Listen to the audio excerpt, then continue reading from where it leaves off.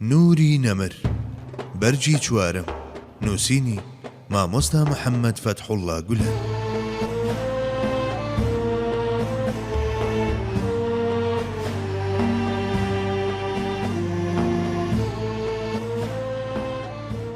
بەهرەدارانی ڕەوانبێژی پێغەمبەری خوا شاهی ڕەوانبێژی عەرەب و شاهەنشەی ڕەوانگۆیانی عەجەمە. لەم مەیدانەشدا پڕی دنیایەک شایەتی هەیە، هەر لە حەسانی کوڕی ثابت و کەعبی کوڕی مالیک و عەبدوڵڵای کوڕی ڕەواحەوە بیگرە تا دەگاتە کەعبی کوڕی زوهەیری کوڕی ئەبوو سەلما و لەبید و خەنسای کچی زوهەیرە. ئەو جالەوانیشەوە بۆ ئەدیبەکانی سەردەمی ئەمەوی و عەباسی و سەلجوقی و سەرجەم ئەو وێژەوان و شاسوارانەی مەیدانی بەلاغەت کە بە درێژایی مێژوو هەڵکەوتون، هەر هەمویان پەیڤەکانیان بە وتە و پەیامەکەی ئەو دەربڕیوە و کەم تەرخەمیان نەنواندووە لە بە گەورە ڕاگرتنیدا، نەخاسمە شاعیرەکانی ئێران.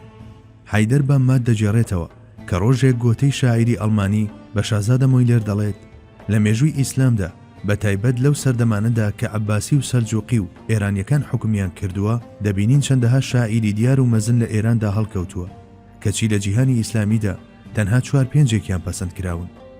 گۆتا ئەو وێژەوانە ناودارەی کە بە شاکارە ڕۆمانی فاوست لە ئەدەبی ئەڵمانیدا دەرگای سەدەمێکی نوێی کردوێتەوە، دەڵێ لە وڵاتی ئێراندا چەندین ئەدیبی بەرز و بلیمەت هەڵکەوتون، بەڵام جیهانی ئیسلامی تەنها بایەخی بە 5 داوە کە ئەمانن: مەولانا جەلالەدینی ڕۆمی، حافیز، فیردەوسی، ئەنوەری و نیزامی.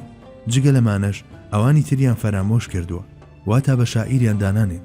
لە نێو ئەوانەدا کە ئەوان فەرامۆشیان کردوون، ئەدیبی وایان تێدایە من ناتوانم ئاویش بکەم بە دەستیاندا.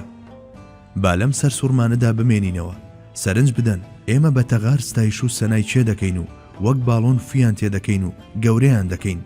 لەو لاشەوە چێمان فەرامۆش کردووە و پێیان نامە و بێگانەی. جا ئەگەر نەمانزانیوە بابی زانین. هیچ ئەدیبێکی خۆر ئاوایی نییە لاسایی حافیزی شیرازی نەکرد بێتەوە. هەموو ئەو ئەدیبانە ساعەرەب بنیان عەجەم، هەمویان لە قوتابیانی قوتابخانەکەی پێغەمبەرن و ئەو واتایانەیان بەکارهێناوە کە لەو قوتابخانەیەوە فێربوون. لە ڕاستیدا گەلێک شتی ترمابوون عەرزتانی بکەم، بەڵام لەبەر ئەوەی سەرتان نەئێشێنم بەوەندە دەست هەڵدەگرم، چونکە هێشتا دنیایەک شت ماوە سەبارەت بەو سەروەرە باسی بکەم.